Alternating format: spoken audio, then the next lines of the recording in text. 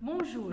Aujourd'hui, on doit commencer par un rappel sur la définition du régime alimentaire et la classification du régime alimentaire est l'organe du sens et le sens utilisé par les animaux pour repérer sa proie. Le régime alimentaire.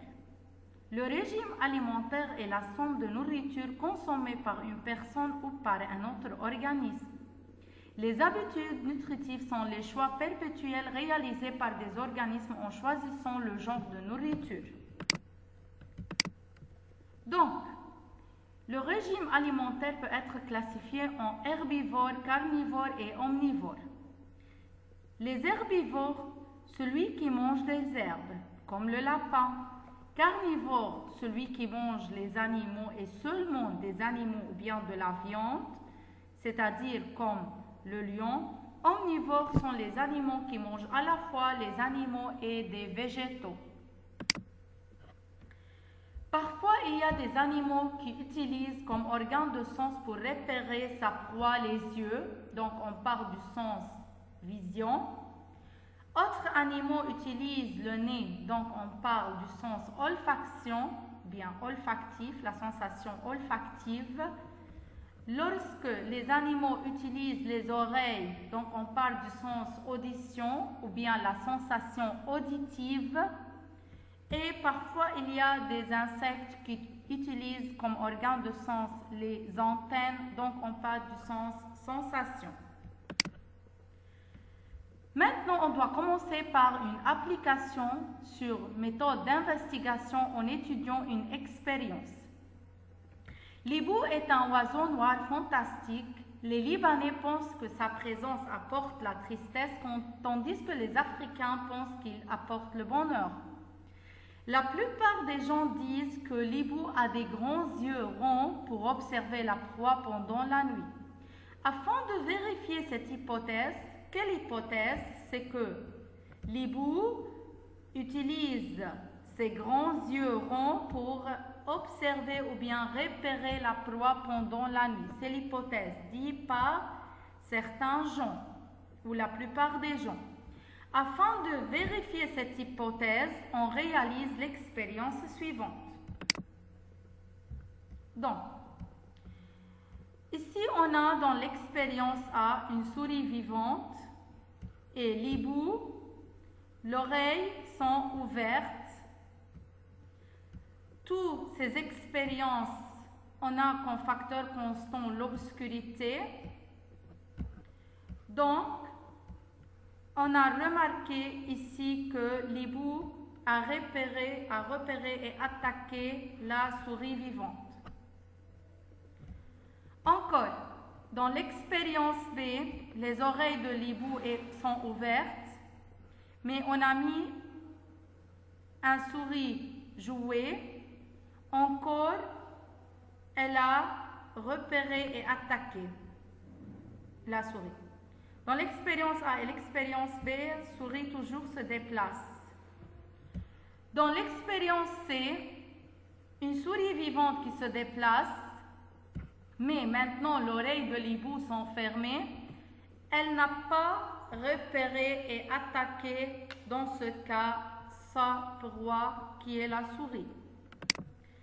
Relever le problème posé. Lorsqu'on parle du verbe relever, comme on a déjà dit dans les autres vidéos, c'est-à-dire on relève du texte, on le reformule sous forme d'une question, car c'est un problème posé et on doit ajouter à la fin d'une phrase point d'interrogation.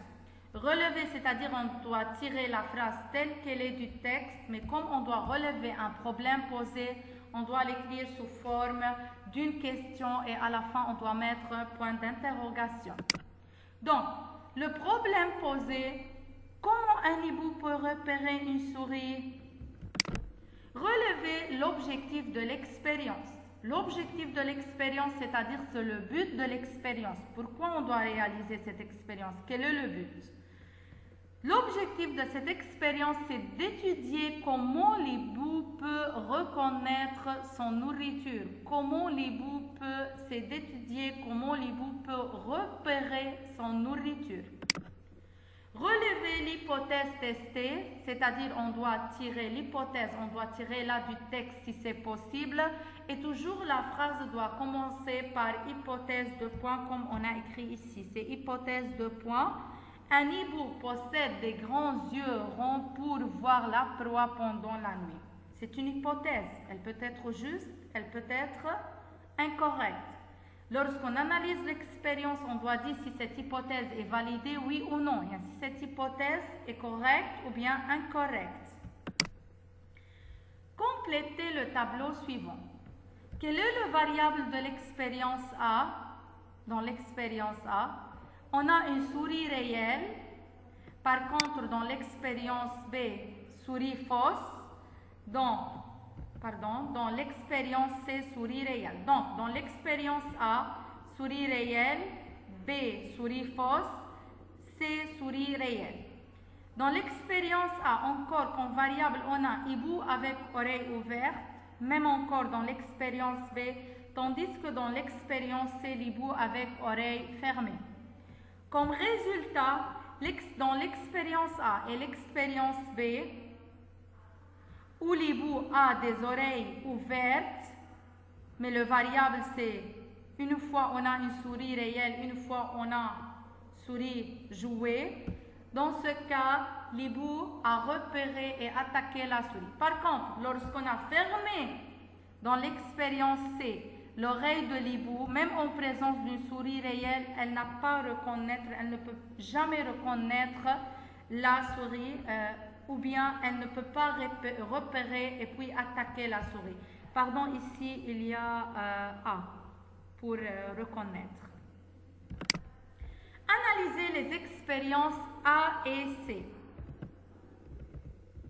Expérience A et C. Donc le variable c'est l'oreille. Ici on a comme facteur constant obscurité et obscurité. Souris réelle, vivante, souris vivante. La différence ou bien le facteur variable indépendante entre l'expérience A et l'expérience C et l'oreille. Dans l'expérience A, l'oreille sont ouvertes, dans l'expérience C, l'oreille sont fermées. Donc, on doit analyser les expériences A et C. Analyser, c'est-à-dire on doit relier la variable oreille ouverte, oreille fermée avec son résultat. Donc, le verbe analyser, on doit relier la variable avec le résultat. Ici, la variable, dans l'expérience A, les oreilles sont ouvertes, alors que dans l'expérience C, les oreilles sont fermées. Le résultat, dans l'expérience A, la souris ou bien l'hibou peut repérer et attaquer la souris. Par contre, dans l'expérience C, elle ne peut jamais repérer et attaquer la souris. Lorsqu'on doit faire une analyse, toujours on doit utiliser un connecteur, tandis que, alors que par contre, de même, ainsi de suite. Donc, dans l'expérience A, l'hibou est capable, toujours on commence par le résultat dans l'analyse. Dans l'expérience A, l'hibou est capable de repérer et attaquer la souris lorsque ses yeux et ses oreilles ont été ouverts. Mais dans l'expérience C, l'hibou n'est plus capable de repérer et d'attaquer la souris lorsque ses yeux ont été ouverts et ses oreilles fermées. J'ai mis ici le connecteur, ou bien on peut mettre tandis que par contre, alors que j'ai commencé par le résultat, elle est capable de repérer ou bien n'est plus capable de repérer et j'ai noté le facteur variable indépendant, ses oreilles ont été ouvertes et ses oreilles ont été fermées. Conclure le sens et les organes de sens utilisés par les hiboux pour reconnaître leur nourriture. Ici, on a un seul organe du sens et un seul sens. Donc, le sens, c'est l'audition ou bien la sensation auditive. L'organe de sens, c'est les oreilles. Est-ce que l'hypothèse est-elle validée? Car les gens ont proposé comme hypothèse que les grands yeux de l'oreille leur permet de repérer et attaquer la proie pendant la nuit. Mais comme on a observé dans l'expérience, même en présence des grands yeux, donc je veux un peu répéter. Donc, les gens ont dit comme hypothèse que l'hibou, grâce à ses grands yeux, elle peut repérer et attaquer leur proie pendant la nuit. Mais dans l'expérience, on a observé, même en présence de ses grands yeux, si les oreilles sont fermées, elle ne peut pas détecter ou bien repérer et attaquer sa proie. Donc, l'hypothèse n'est pas validée puisque l'hibou n'est pas capable de repérer sa proie à l'obscurité lorsque ses oreilles ont été fermées. Merci.